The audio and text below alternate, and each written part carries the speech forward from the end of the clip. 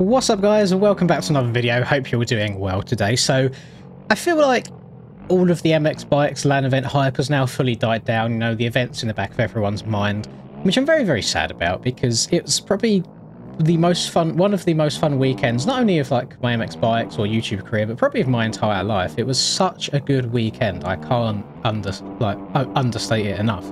But the track has been released. The track is on the store. I can't remember the exact price of it now.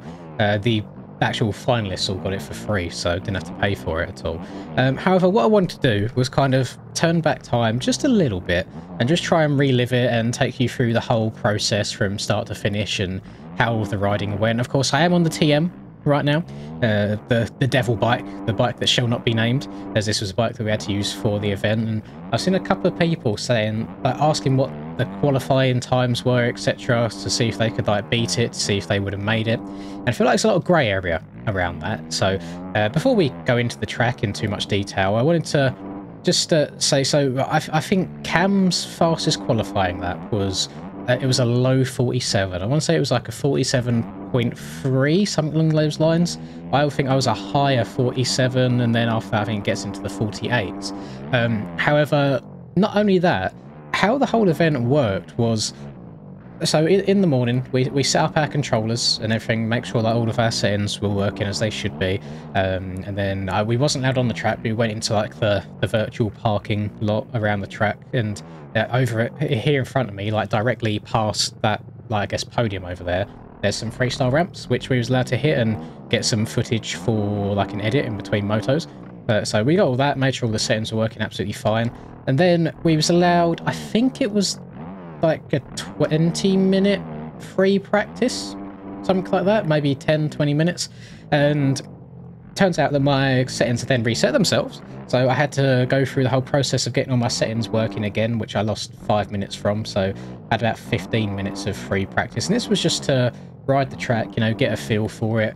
We was told that, so in terms of the actual realism side of things, to make it look as realistic as possible, we was told to avoid going through any of like the barriers. So see this barrier here, for example, I can just ride through it because there's no collisions. We was told to avoid doing that. Treat it as if you were actually there on the track yourself, and like don't ride through bales, don't ride through barriers.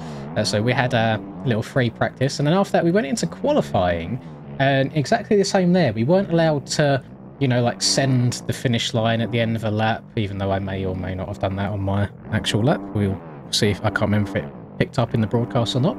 It wasn't able to just like send the finish line. Same with, we weren't able to, the second we crashed, go back to the pits over and over and over again and then make a beeline to the finish. We had to treat it like a real qualifying session, just to show like as good of an image for the game as possible. We've all got our weird things that we do when it comes to qualifying on this game. It's like, if you hit the finish line and you crash on turn 1, you go back to the pits, you make a beeline across the track, like going across it, like jumping over rhythm sections backwards to get to the finish line to have another attempt. We weren't allowed to do any of that.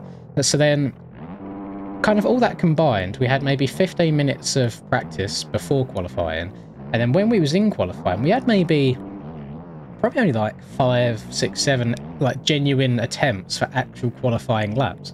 So when I see people saying stuff like, oh, I got this lap time, blah, blah, blah, it's like, okay, but you're not on the TM. You've already spun about 50 laps.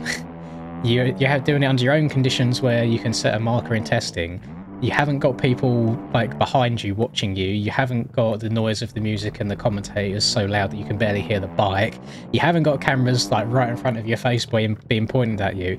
And there's a lot of variables at play as well. So I feel like people might be trying to discredit what some of the guys up on that stage were able to do. And I know there's an asterisk, or asterisks. I always say asterisk because if I'm talking about the medical crew, there's always an asterisk above that when it says 10 fastest in the world.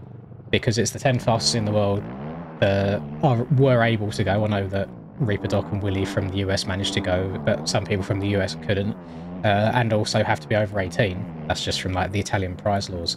So I know there's an asterisk above that top 10 fastest in the world, but you have to respect what people were able to do on that stage in front of people. It was really, really impressive stuff, and it was a really, really fun event. I know I've said it multiple times, but I really enjoyed it. We were all treated like kings for that entire weekend. Everything you could ever imagine, from all of the transport being sorted and completely free, to the lunching in the VIP room with some of like the big bosses at IGMA, and like some of the special like guest appearances.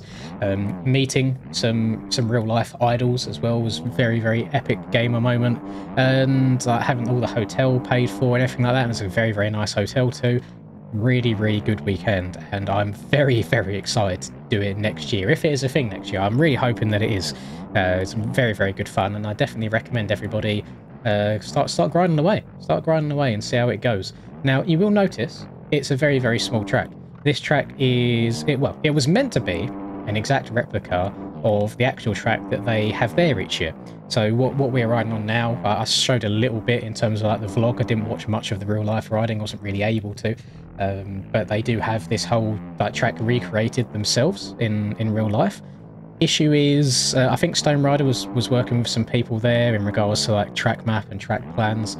So Stone Rider had replicated it exactly as they had showed him it was going to be, and then he sent it back saying like, "Is this okay?"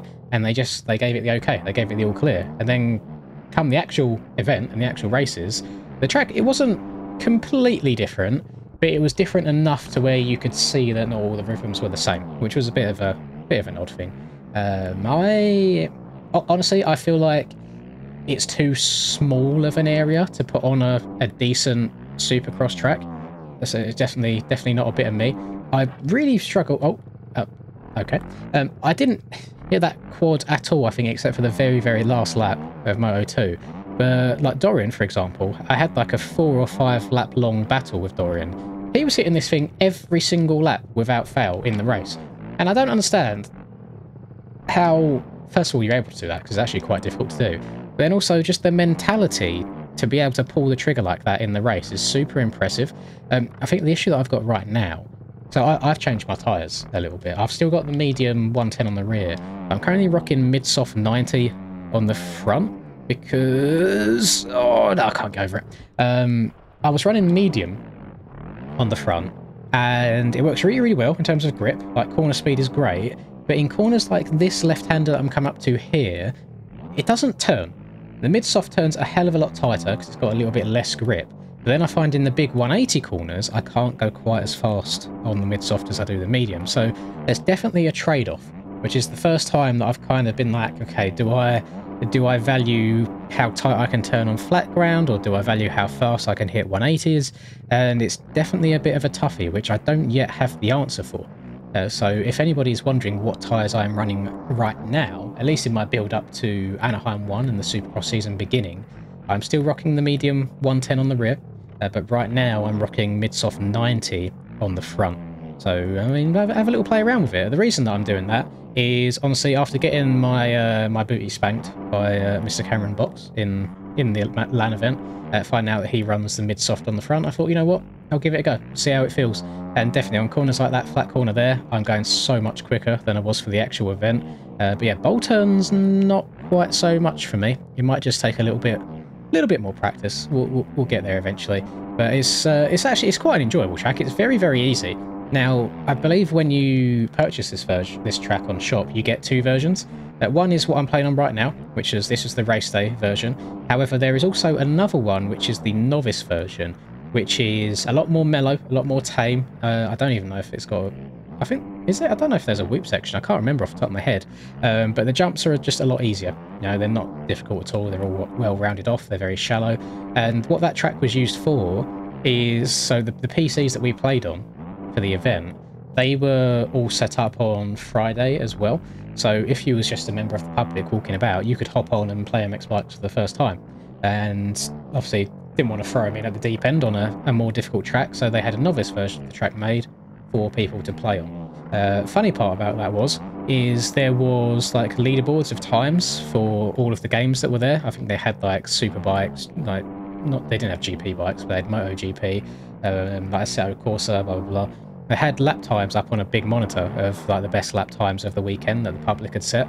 Nobody had set a lap time on bikes because obviously the game's quite difficult when you first play it. No one had completed a lap, but those that had completed a lap done so after crashing a bunch and going off the track to the point where they had cuts, so the lap didn't count anyway. So yeah, nobody really had any lap times on the board, which I just thought was very, very amusing.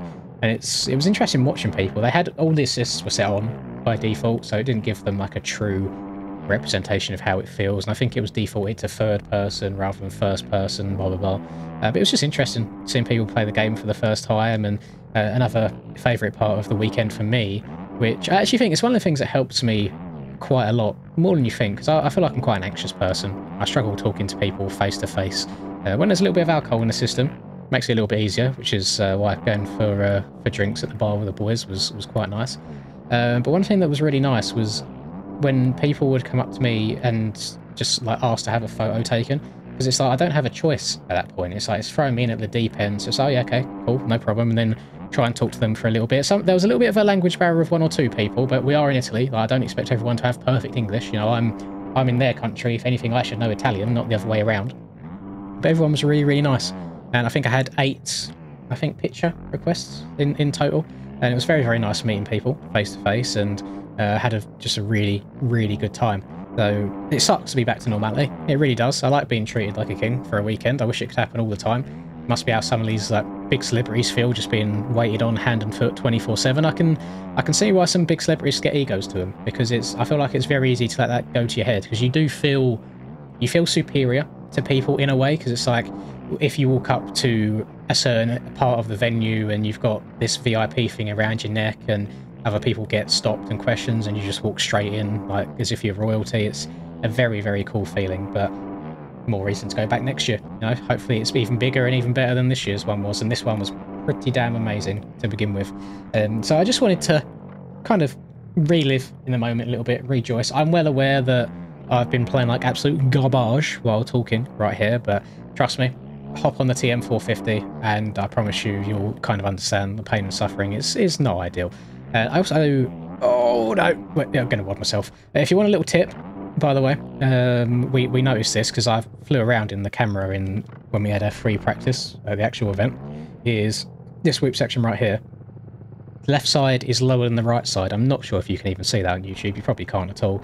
But if you're able to cut down in the corner and go here in the whoops, carries so much more speed than if you go in the right hand side. So little top tip of the day for you.